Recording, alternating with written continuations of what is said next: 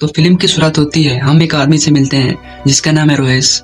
रोएस होश में आते ही देखता है कि वह बादलों के बीच से बहुत तेजी से गिर रहा है। इसके पीछे एक पैराशूट बंधा है, लेकिन वह अभी काम नहीं कर रहा।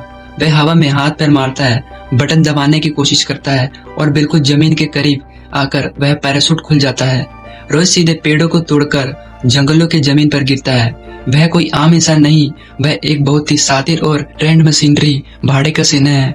वह उठ के खड़ा होता है और अपनी बंदूक संभालता है, लेकिन तभी आसमान से एक और आदमी गिरता है। जो रोएस से उसकी मुलाकात होती है। कुछ ही पल के बाद एक और आदमी गिरता है। अब यहाँ रोएस अकेला नहीं है, एक एक करके यहाँ कुल 8 लोग इकट्ठा होते हैं। मजेदार की बात जानते हैं क्या है? इनमें से कोई भी एक दूसरे को नहीं जानता। तो चलिए जल्दी से आपको इस डेंजरस गैंग से मिलवाते हैं। रोएस हमारा मेन हीरो, जो बहुत चालाक और शांत दिमाग का है। इसाबेल एक इजरायली स्नाइपर जिसके पास एक बेहतरीन दूरबीन वाली बंदूक है। कुचिलो मैक्सिको को एक ड्रग कार्टेल का खतरनाक गुंडा। निकोलाई रूस का एक भारी भरकम सैनिक जिसके पास 6 बैरल वाली मिनी गन है। हंजो जापान का एक याकुजा क्रिमिनल गैंग मेंबर है जो बहुत कम बोलता है। मुम्बासा अफ्रीका का एक खतरनाक गोरिल्ला वॉरियर। स्टैंस जेल से भागा हुआ साइको किलर जिसको मौत की सजा मिली हुई थी। एडविन एक सीधा साधा डॉक्टर जो इस ग्रुप में बिल्कुल अनफिट लगता है। दोस्तों, यहाँ ध्यान देने वाली बात है कि डॉक्टर एडविन को छोड़कर बाकी 7 लोग अपनी अपनी दुनिया के क्रूर और खतरनाक शिकारी हैं। लेकिन इन्हें यहाँ कौन लाया और क्यों लाया, यही इस फिल्म का सबसे बड़ा सस्पेंस है। ये सब मिलकर जंगल में आगे बढ़ते हैं। निकोलाई को एक अजीब सा पौधा दिखता है। एडविन डॉक्टर होने के नाते बताता है कि ये जहर है जो किसी को भी पैरालाइज कर सकता है। तभी इन्हें कुछ अजीब से पिंजरे मिलते हैं जो आसमान से गिरे थे। इस पिंजरे का शायद इंसानों से कहीं ज्यादा था। आगे बढ़ते हुए उन्हें एक पहाड़ी की चट्टान दिखाई देती है।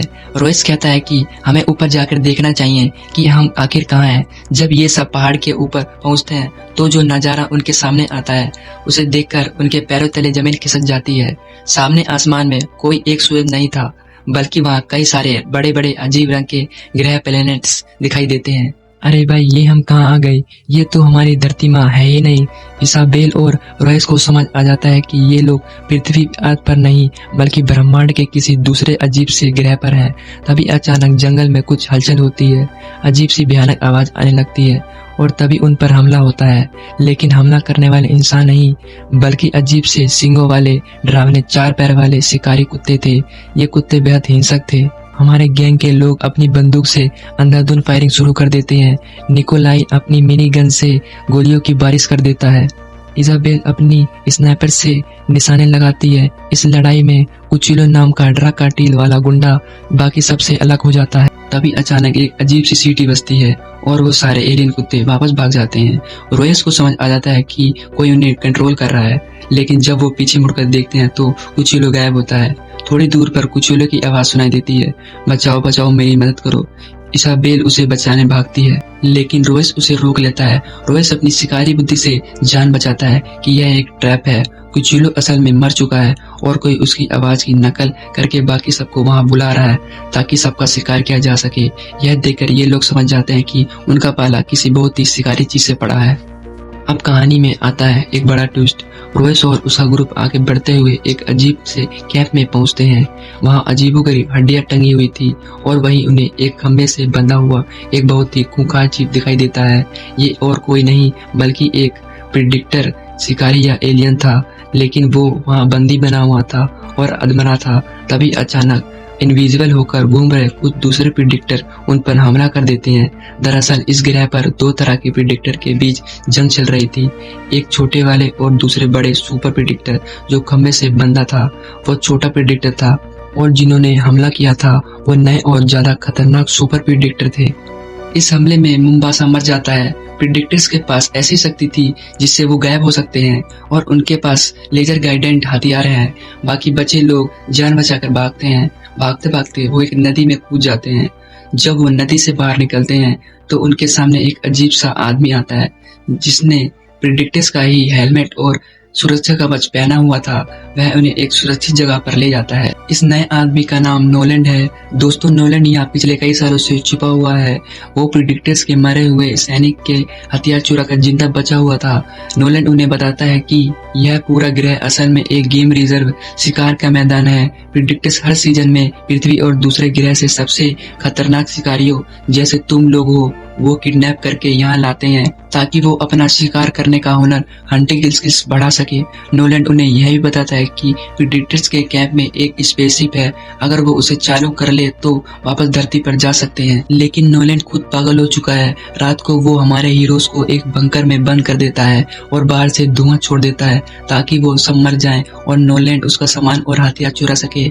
लेकिन रोयस बंकर के अंदर एक छोटा सा ब्लास्ट करता है जिससे प्रिडेटर्स को उनका लोकेशन पता चल जाता है। प्रिडेटर्स वहां आता है और नोलैंड को उसके किए की सजा देता है, यानी नोलैंड का काम तमाम कर देता है। अब बंकर से भागते समय प्रिडिक्टर निकोलाई और स्टेज पर हमला करता है। निकोलाई खुद तो कुर्बान करते हुए अपने शरीर पर बंधे बमों को ब्लास्ट कर देता है जिससे वो खुद तो मर जाता है लेकिन प्रिडिक्टर्स को भी भारी नुकसान पहुंचता है। स्टेज भी बहादुरी से लड़ते हुए मर जाता है। अब मैदान में बचते हैं रोयस, इजाबेल, हंजो और डॉक्टर एडविन। तभी रास्ते में एक महायुद्ध होता है। जापानी याकुजा हंजो अपनी समुराई तलवार कटाना निकालता है और एक प्रिडिक्टर्स के सामने डटकर खड़ा हो जाता है। यहाँ एक बेहद क्लासिक तलवारबाजी का सीन होता है। हंजो प्रिडिक्टर्स को मार तो देता है लेकिन खुद भी अपनी जान गंवा बैठता है। सलाम है इस जाबाजों को। अब रोयस, इजाबेल और एडविन स्पेसशिप की तरफ भागते हैं। रास्ते में एडविन का पैर एक जाल में फंस जाता है। रोयस, जो कि एक प्रैक्टिकल आदमी है, इजाबेल और एडविन को वहीं छोड़कर अकेले स्पेसशिप की तरफ निकल जाता है। उसे लगता है कि वो अकेले ही बच सकता है, लेकिन कहानी में असली विलन तो अब सामने आने वाला था।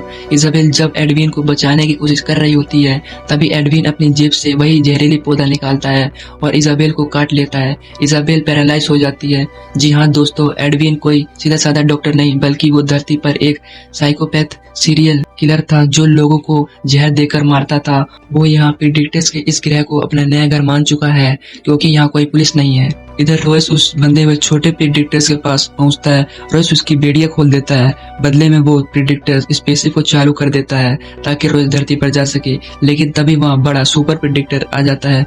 दोनों प्रिडिक्टर्स के बीच भयंकर लड़ाई होती है जिसमें बड़ा प्रिडिक्टर छोटे वाले का सिर काट देता है। स्पेसशिप जो उड़ने ही वाली थी उसे बड़ा प्रिडिक्टर रिमोट से ब्लास्ट कर देता है। रोयस बाल बाल बचता है। अब रोयस वापस आता है। वो देखता है कि एडविन ने इजाबेल को बंधक बनाया है। रोयस अपनी चालाकी से एडविन को बातों में फंसाता है और उसे ही घायल करके एक जाल बना देता है। जब बड़ा प्रिडिक्टर वहां आता है तो वो एडविन को उठाता है, लेकिन एडविन के शरीर पर रोयस ने बम बांध दिए थे। आखिरी जंग है रोयस और उस महाप्रिडिक्टर के बीच। रोयस अपने पूरे शरीर पर कीचड़ लगा देता है जिससे प्रिडिक्टर का थर्मल विजन, गर्मी पहचानने वाली नजर उसे नहीं देख पाता। रोयस चारों तरफ आग लगा देता है जिससे प्रिडिक्टर का स्कैनर पूरी तरह कंफ्यूज हो जाता है। रोयस अपनी कुल्हाड़ी से प्रिडिक्टर पर ताबड़तोड़ हमला कर देता है। प्रिडिक्टर उसे उठाकर पटकता है, लेकिन तभी लेटी हुई इजाबेल अपनी स्नैपर से प्रिडिक्टर पर निशाना लगाती है। प्रिडिक्टर का ध्यान भटकता है और रोयस पूरी ताकत से प्रिडिक्टर का काम तमाम कर देता है। सुबह होती है। रोयस और इजाबेल, जो अब इस जंग में सिर्फ 2 लोग ही बचे हैं, आसमान की तरफ देखते हैं। आसमान से फिर से कई सारे पैराशूट नीचे गिर रहे होते हैं, यानी प्रिडिक्टर ने नया सीजन शुरू कर दिया है और नए शिकार भेज दिए हैं। रोयस इजाबेल का हाथ थामता है और कहता है, चलो इस ग्रह से बाहर निकलने का कोई और रास्ता ढूंढते हैं। और इसी के साथ यह शानदार फिल्म यही खत्म होती है। तो दोस्तों, ये थी प्रिडिक्टर की कहानी। क्या रोयस और इजाबेल धरती पर वापस जा पाएंगे? कमेंट में जरूर बताएं और हमारे चैनल को सब्सक्राइब करना ना भूलें। तो मिलते हैं अगली मूवी एक्सप्लेनेशन में। तब तक के लिए ख्याल रखें।